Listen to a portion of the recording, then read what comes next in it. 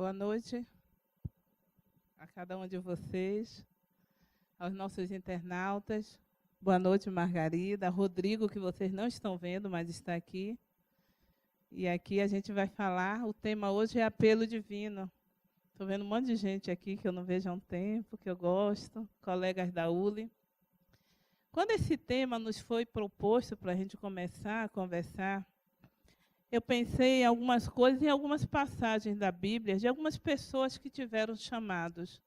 Aí pensei em Pedro. Pedro que estava lá pescando, aí passa o Cristo e chama Pedro. Que era Simão, vem Simão, comigo, vem me seguir, e agora você será pescador de almas, e seu nome será Pedro. E ele naquele momento atende aquele apelo, e vai ser o que nós conhecemos da grande obra de Pedro, que Jesus Cristo diz: sobre ti eu construirei minha egrégora, que nesse sentido de Pedro é a energia do Cristo que vai continuar no seu pós-desencarne, se assim podemos chamar. Aí eu estava pensando em outro grande chamado, que é o de Jonas. O de Jonas é emblemático. Que ele vai ser chamado, ele ouve uma voz de Jonas, vai para o Nínive pregar. Tem até um hino evangélico que Jonas vai ir para o Nínive. Ele pegou, viu o chamado, se levantou, pegou o navio. Quem disse que ele foi para o Nínive? Ele foi para uma região diametralmente oposta, porque ele estava com medo. E não atende esse chamado.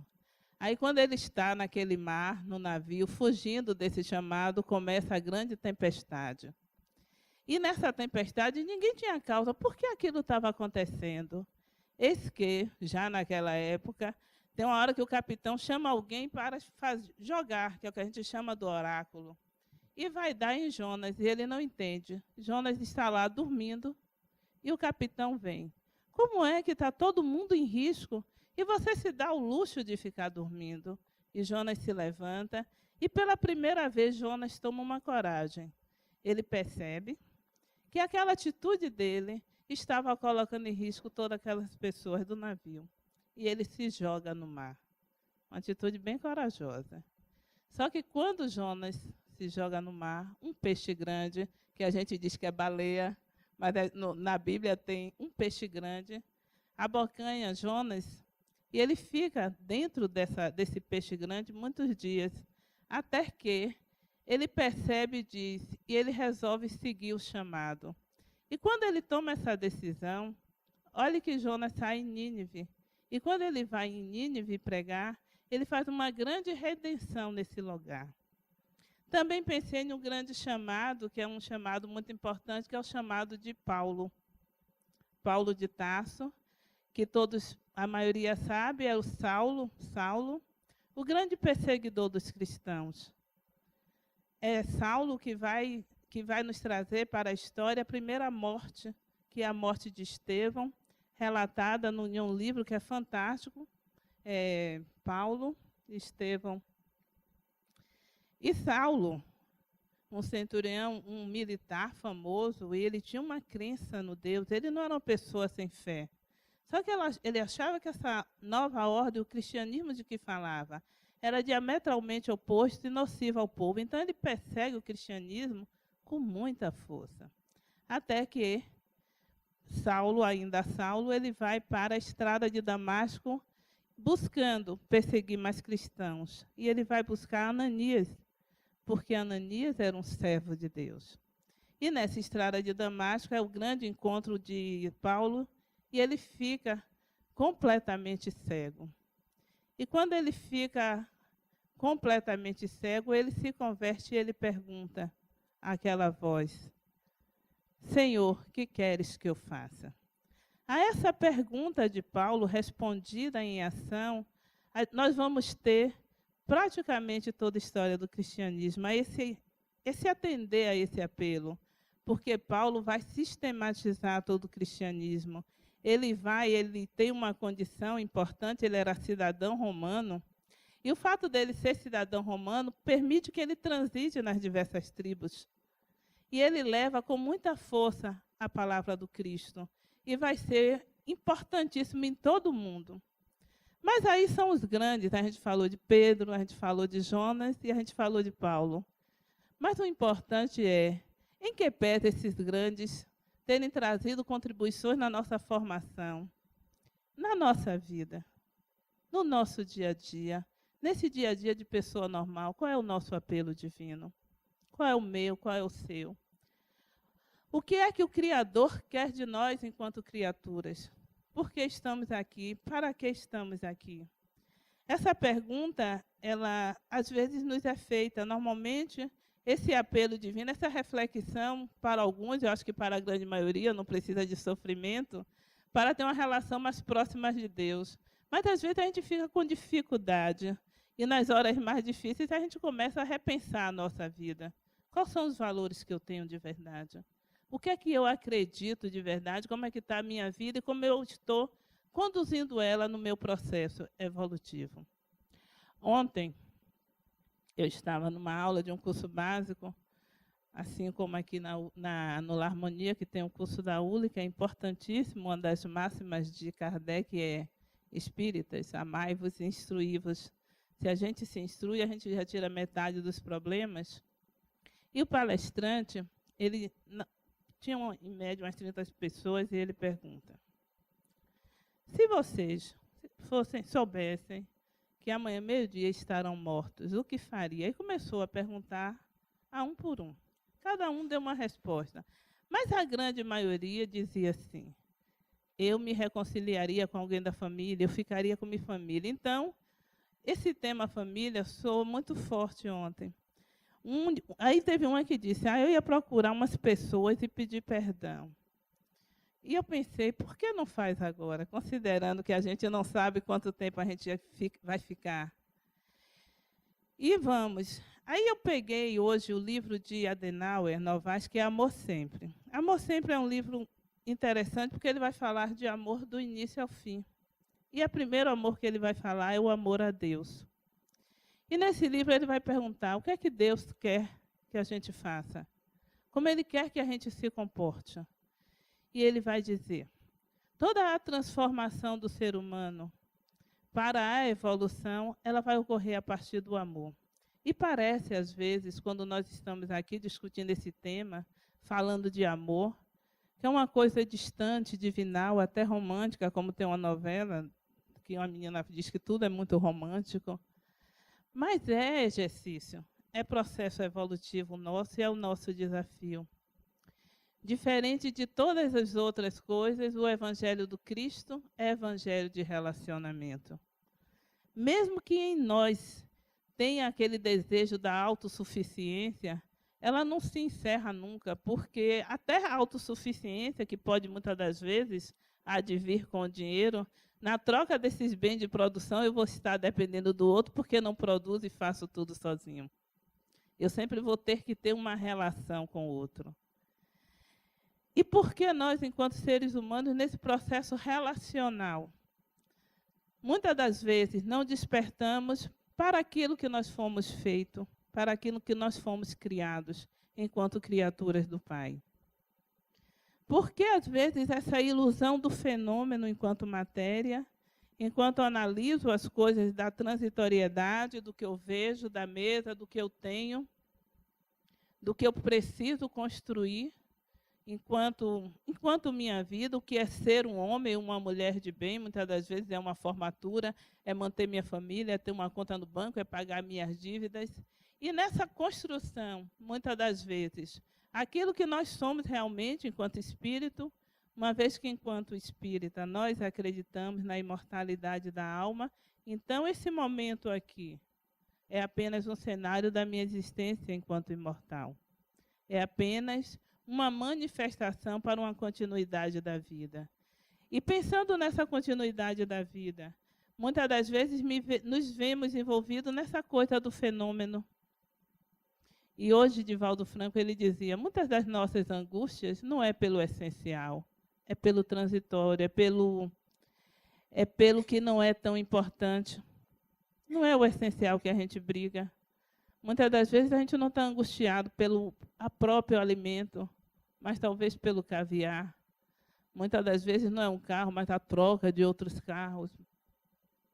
que é que a gente significa e o que nós precisamos ressignificar enquanto existência. Esses momentos, muitas das vezes, eles são despertos pelo conhecimento, pela fé, e no nosso caso, a gente busca na doutrina espírita uma fé que advém da razão, uma fé que advém do conhecimento, uma fé que nos leva de uma forma guiada a um outro patamar. Mas muitas das vezes vem pelo sofrimento, é quando a gente pensa em Deus na hora do leito da morte. É quando a gente pensa diante de uma dificuldade.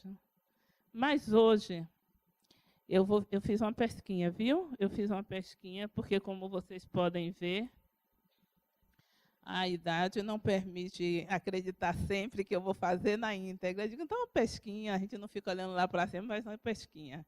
O apelo divino, ele está no livro Jesus no Lar. Jesus no Lar, que às quartas-feiras adotou de uma forma muito interessante, porque eu acho esse livro muito bonito. Ele vai contar as passagens de Jesus com seus apóstolos, que não estão na Bíblia, reuniões informais, e que a gente acredita que foi o primeiro evangelho no lar. Ele se reunia com seu grupo e refletia sobre temas. Então, no apelo divino, como é que começa esse capítulo? Jesus está lá, e meio assim ele percebe que o ambiente entre os seus não está assim muito generoso, está um tanto pesaroso. Ele começa dizendo, enquanto ele diz assim, quem procura o reino, o sol do reino divino, há de armar-se de amor, para vencer a grande batalha da luz contra as trevas. Primeiro, quem procura, em que fase nós estamos? Já estamos buscando respostas sobre o divino em nós? Ou ainda estamos na compreensão de que eu morro, tudo acaba, é matéria, eu acumulo, as minhas dificuldades é por comer, é por viver, é por acumular? Mas se a gente começa a mudar o roteiro da nossa vida, a gente vai ver que para vencer as vicissitudes da vida, e elas são às vezes grandes, e são grandes porque o nosso chamado nessa existência é evoluir. As águas paradas demais não promovem grandes mudanças. Às vezes a vida precisa dar um movimento para que nós cheguemos a outro patamar. Às vezes é preciso abalar nossa segurança interna do ambiente doméstico quando um filho chega com um problema diferenciado, para a gente perceber que há outras pessoas lá fora. E Chico vai dizer no Consolador sobre isso, ele vai falar sobre família e sobre o amor maternal, e ele conclama as mães a sair do amor da pequena ternura. E ele diz, amplia essa pequena ternura, que é amar só os seus, para o amor ao filho do outro. Então, por vezes, algumas situações abalam a nossa segurança. Está tudo bem, mas aí a gente vai fazer uma revisão médica e começa a ter, embora em nós tenha certeza do eterno, mas abala, por conta da lei da conservação, de preservação do corpo, o largar esse corpo, que também é casa, e a gente recebe um resultado não agradável e a gente se inquieta. E tantos outros problemas, pessoas sofrem de desempregos, pessoas vivem desarmonias. Mas nesse cenário dessa existência que está aqui agora, enquanto espírito, no caminho da evolução, desculpe, viu, mas eu estou aqui pós-Zika, no caminho da evolução, a compreender quem sou eu. Se eu sei quem sou, posso compreender o que Deus quer de mim. Quem é? Quem somos nós? Se nos fossem perguntados, talvez a gente dissesse, bom, eu trabalho em tal lugar, meu CPF é esse, eu sou isso, eu sou aquilo. Mas quem somos realmente? Nós somos uma existência espiritual. Antes de qualquer coisa. Isso é básico, isso é primeiro. Mas a gente esquece, como eu falo, por essa transitoriedade da vida, do acreditar muito fácil do que a gente vê. Isso não vale para os videntes e os clareaudientes, por certo. E aí, há uma necessidade, muitas das vezes, de retornar e fazer a nossa jornada interna. E quando fizermos essa jornada interna, que é fazer a viagem para dentro de si mesmo, e nesse encontro consigo mesmo, no nosso cantinho interno, ressignificar os nossos valores e tentar uma aproximação com a nossa essência, que é divina, é possível que a gente ouça um apelo do divino em nós. E é um apelo que é genérico para todos, que é o apelo é evoluir. Deus nos fez simples e ignorantes para crescer. E para crescer para Ele enquanto Criador. Para crescer no amor, para crescer na sabedoria, na solidariedade. E essa é a razão porque vivemos num mundo de relacionamento. Vamos nos relacionar com a família, muitos com experiências boas, outros com experiências não muito boas, mas no cenário da existência, no cenário desse teatro do evoluir, nada é à toa. Como diz Adenauer e também Divaldo Franco, diz que a gente nunca vai errar o endereço de Deus, o endereço do amor. O espírito não vai se perder na existência, nunca. Em que pese, às vezes, pareça que isso acontece. Então, se a gente compreende essas experiências nas nossas vidas como realmente para definir ou redefinir a nossa caminhada evolutiva do existir, do conviver com o outro e para que conviver com o outro, a gente vai conseguindo responder nessa jornada interna qual é o nosso apelo divino. Para que eu nasci? Será que eu nasci só para fazer uma estatística do IBGE? Não, a gente é muito mais do que isso. Será que aquela esposa, aquele esposo, aquele irmão errou de endereço, merecia uma coisa melhor? Não. Por que aquele chefe do trabalho? Porque, às vezes, no meu trabalho, eu também sou algoz. Porque situações adversas ocorrem, ou até boas também, não é só sofrimento. A relação com o outro sempre pode ser prazerosa, e nisso a gente vai encontrando os irmãos do caminho. Mas por que essa vida? E qual é o apelo nessa caminhada? Certamente que o apelo genérico é amar. Certamente que o apelo genérico é evoluir. Mas evoluir do seu jeito. Evoluir na sua caminhada. Evoluir dentro do cenário que você vive e com as pessoas que você vive. O apelo divino, na leitura de Chico Xavier, ele ainda quer mais da gente. Ele quer que a gente tenha um espírito que se amplia no amar. E aí eu tenho aquela parábola do samaritano, que eu acho muito interessante, eu só vou relembrar, que a maioria tem, é que passa um religioso, formal naquela época, e há um homem deitado, ferido no chão. E ele dá uma desculpa da própria religião e ele segue o caminho. Passa um outro religioso e está aquele homem ferido na estrada. Mais uma vez, ele se reenergiza, se reedita em uma conformação e segue o caminho. E passa um samaritano, que era tido como não religioso, que era tido como os ateus, como uma coisa não boa. E ele pega aquele ser humano, coloca no lombo do seu cavalo, leva num lugar, que eu vou chamar de pousada, mas na Bíblia tem outro nome, e tem um detalhe que eu só vi outro dia. Ele passa a noite cuidando. E o que Emmanuel chama, ele ainda dedica a esse ser humano a caridade do tempo, que às vezes a gente quer. Habilmente ele poderia tirar o dinheiro, levar, botar na pousada e ir embora. Ele não. Ele ainda cuida desse ser humano que ele não conhece durante a noite. E no outro dia ele diz à dona da pousada ou ao dono da pousada, veja, não sei, eu não estava lá, talvez eu não estivesse lá naquela época, que se precisasse de mais alguma coisa, que fizesse que na outra passagem por aquela região, que ele pagaria.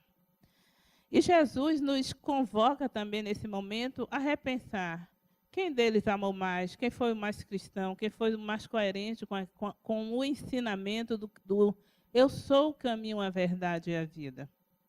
Quem dos três? Então, esse apelo divino de que Chico escreve, psicografado por Neio Lúcio, ele quer nos ampliar, de sair dessa pequena ternura de que fala Emmanuel, para chegar a esse amor do samaritano, para nos ampliar enquanto humanidade, para nos ampliar enquanto família fraternal no aspecto universal. Por certo que é difícil, por certo que a grande maioria de nós ainda não consegue, mas amor é fonte. Amor é fonte, inesgotável. Como é que começa a jorrar quando a gente começa a fazer atos de amor? Quando a gente pensar que a nossa vida não se limita ao nosso mundo, aos nossos filhos, ao nosso trabalho, ao nosso marido, à nossa esposa, aos nossos.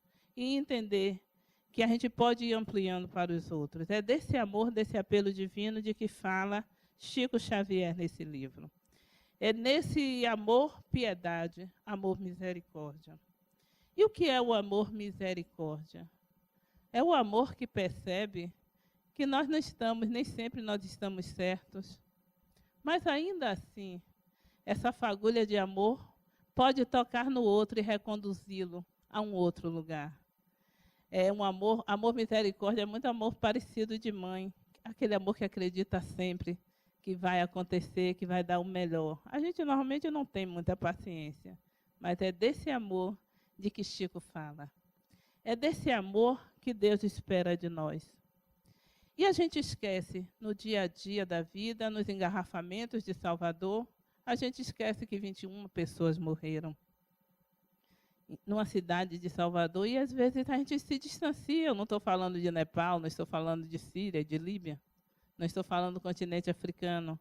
Aqui em Salvador, muitas das vezes, exercitar esse amor de que Chico quer de nós nesse apelo divino, ainda assim, é difícil às vezes, mas é só para que a gente tenha um alerta do que a gente pode melhorar na edição desse amor.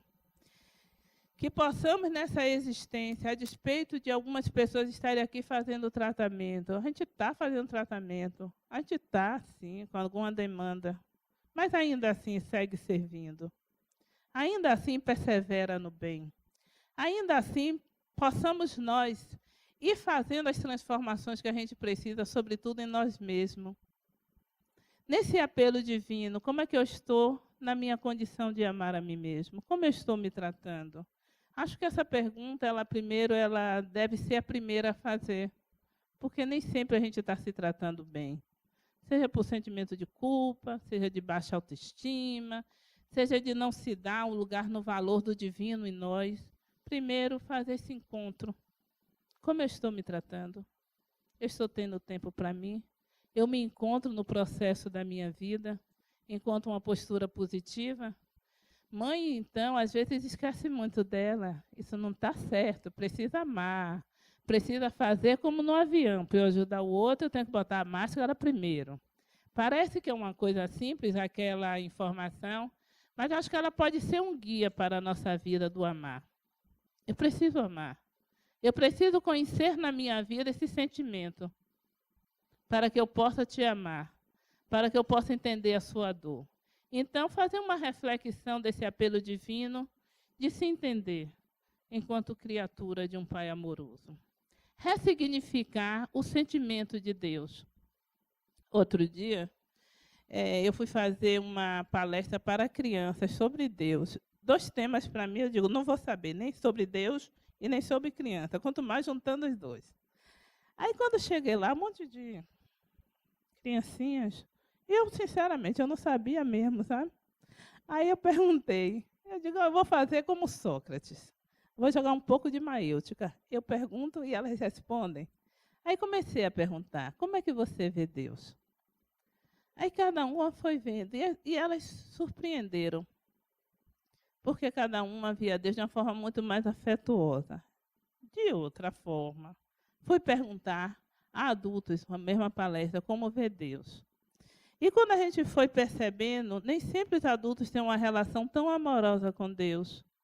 A gente via um Deus que castiga, que a gente tem medo, que quando era criança botava aquele cadernão, né? Parecia que o rapaz era escritor lá de cima, só a pensar na gente, um livro só para mim, Deus me colocando só no livro. Tudo que eu fazia, ele ficava anotando. É querer demais do homem lá de cima, né? Então a gente foi ver como é que a gente vê Deus. Como é que eu me vejo, como é que eu vejo Deus, e juntando essas 2 visões, como é que eu consigo ver o outro. Como é que eu estou vendo o outro de verdade? Como é que eu estou agindo no meu trabalho? Como é que eu estou agindo na minha família? Eu sou aquela julgadora implacável, tudo eu sei. Tudo está certo, estou errado. Tem gente que tem dois lados. Esse está certo, esse está errado. É a parte que a gente mais gosta de Deus, é do julgar. E fica todo mundo sem entender que a proposta do conviver, do viver com o outro, é a proposta da evolução pelo amor. Que ninguém está por acaso com ninguém. O que é que o outro quer me ensinar? O que é que eu preciso aprender com você? Por que você me irrita tanto e por que você se repete nisso? E esse seu repetir me desequilibra. Por que eu consigo me desequilibrar com você? E nessa viagem desse auto-amor, de ir compreendendo um amor que acolhe, um amor misericórdia, um amor piedade. E acolhendo o outro porque já entendemos que cada ser humano está em um processo evolutivo. Criança age como criança e age e tem aí adolescente como adolescente, adulto como adulto e pessoas mais idosas como idosas. No processo evolutivo também, os espíritos mais jovens podem, por vezes, não ter a sabedoria de vocês, não ter o amor de vocês. E por que essa mistura toda? Joana de Ângeles diz muito bem isso no livro Excesso de Família, para que um, se juntando com o outro, possa fazer a alquimia do amar, a alquimia e se transformar. Porque a pegada é essa do Cristo. É juntar perfeitos. Já pensou um mundo só de perfeitos e um mundo só de imperfeitos? A festa não seria boa. Mas é preciso misturar. É preciso viver esse século de era do Aquários, onde imaginemos um Aquários com peixes diferentes que conseguem conviver. Assim são as pessoas. E esse é o nosso chamado. Muitas pessoas ficam querendo saber quem foi em outras vidas. Normalmente, todo mundo que tem uma vida anterior foi rei ou rainha. Nunca conheci escravos. Assim mesmo, né? A gente, reis, rainhas, todos do poder, tinha castelos e tudo. E fica perguntando, qual o meu grau evolutivo? Como é que eu estou no processo da luz? Muito simples. Como é que está a sua vida hoje? Quais são suas demandas? Se você responder hoje, você responde o passado. Mas há que ter uma coragem de se olhar e fazer a viagem para dentro. É preciso ter coragem. Há 1 mês e meio, também nesse livro tem a visita da verdade, vou contar rapidinho. Era uma pessoa que sofria muito e Deus manda a fé, manda a esperança, manda a caridade, a pessoa reclamando. E tome reclamação. Não aguentando mais, ele recebe a visita da verdade e ele se vê como é ele realmente. E ele fica espantado com o que se vê. Então, para fazer essa jornada interna, há de se munir de coragem. Mas não a coragem que engesse a gente. A coragem guiada por um amor que transforma. A coragem guiada pela possibilidade de que há uma necessidade do nosso espírito evoluir para a luz. Talvez a forma mais fácil, segundo toda a espiritualidade, é crescer para o amor. É crescer na compreensão do outro. É fazer como o samaritano, que além de ter dado dinheiro, que é a caridade mais fácil, também deu tempo e tolerou o outro que ele não conhecia, mas já tinha nele a ideia de uma família universal. Então, depois que a gente faz essa jornada para dentro, vamos certamente descobrir qual a sua missão. O que é que te incomoda? O que é que você precisa aprender nessa vida? O que a gente precisa aprender é o que Deus quer de nós. Por certo, que a gente não vai conseguir tudo em uma existência, mas não precisa ter pressa.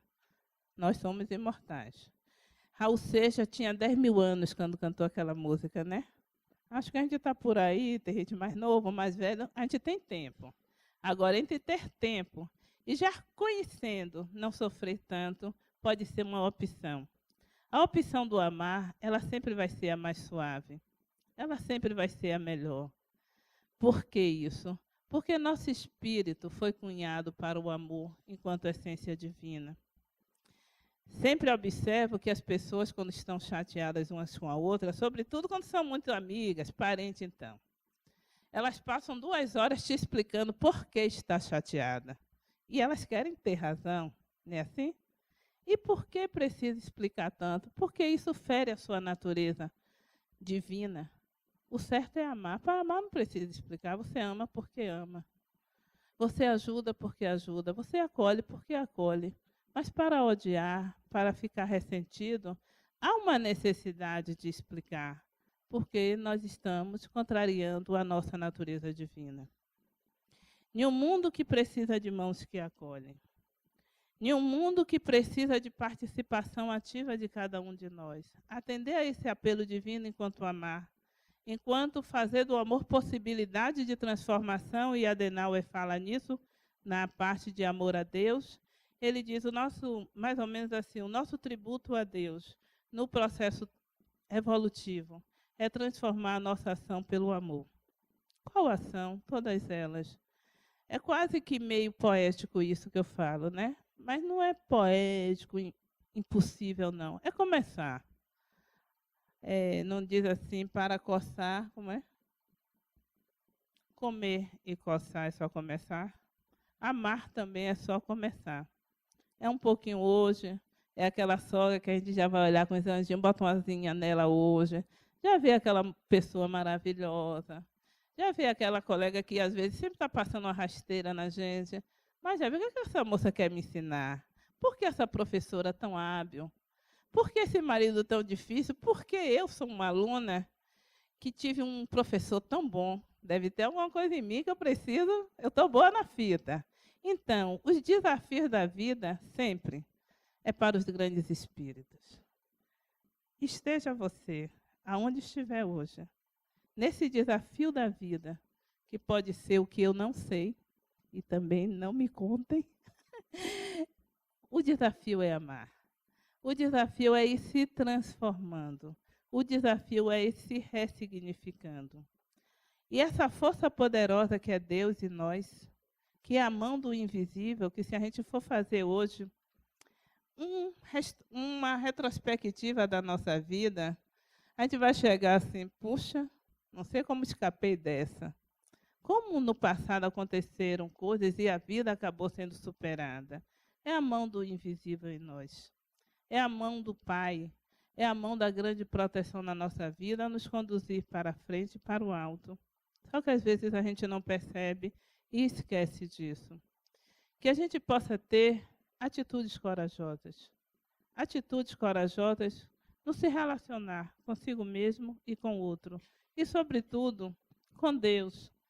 Que se, como ontem, o palestrante pergunta que se eu for morrer amanhã de meio-dia, e eu possa já ir adiantando minha mala, a gente possa ir resolvendo os nossos problemas agora, com a coragem de uma ligação, agora na época do WhatsApp, do Face, das redes sociais, pode pedir uma pitadazinha de amor, um bonequinho que fale de amor, um coraçãozinho, e vá se ressignificando.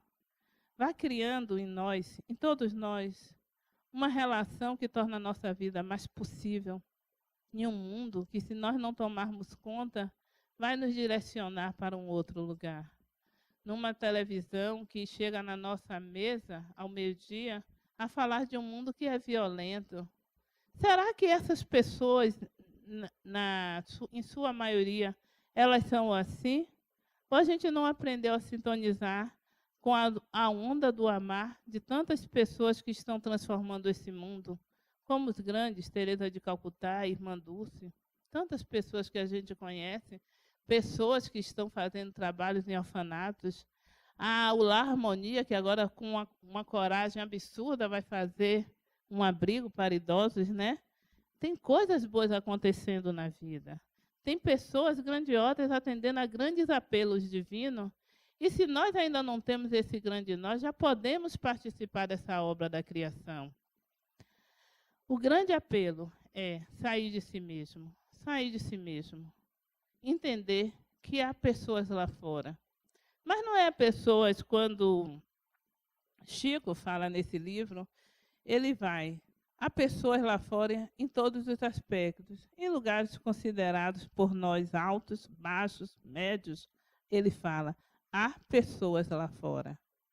Há pessoas precisando na nossa compreensão em forma de ação. Que o nosso apelo divino hoje para nós seja não passar a nossa existência sem porquê, sem pensar no sapato, na liquidação do shopping ou na proposta da roupa de inverno, que também é importante, pode ficar bem naquela parte do alto amor, ficar bem na fita, mas pensar para além disso. Pensar na compreensão de mundo, na compreensão de que existem outros e outras. Se a gente não conseguir ainda, nessa dimensão maior, que a gente comece pelas as nossas demandas pessoais, na nossa família. Todo mundo está bem na nossa família? Será que alguém está precisando de tempo? Será que alguém está precisando de fraternidade, de colo, de caridade, a caridade do meu tempo, de um abraço, de um levar ao médico? Coisas ainda pequenas. E no meu trabalho, e no meu grupo, como eu tenho me comportado. E a partir daí, ir crescendo no amor. E quando todos nós aqui, numa onda de amar, que vai crescendo, que vai transformando o mundo, e ao mesmo tempo que transforma o outro, transforma a nossa missão evolutiva, e a gente sai dessa existência em um patamar bem melhor, porque não precisamos mais do sofrimento. Como diz Chico, também nesse apelo divino, a gente não precisa do sofrimento, porque a nossa redenção, ela pode se dar pelo amor. A nossa redenção, ela pode se dar por perceber o outro e a outra em nossas vidas. E que nessa onda de amar, de se perceber, que Deus amor, que Deus misericórdia, que Deus piedade nos envolva. Nos envolva para que tenhamos coragem de fazer as mudanças que a gente precisa em nós e abrir o nosso canal divino, que está todo aqui, querendo amar, querendo manifestar Deus. E assim cada um vai atendendo esse apelo e tendo uma vida mais leve, mais possível, mais construtiva. Que Deus em nós se manifeste sempre. Muita paz para todos.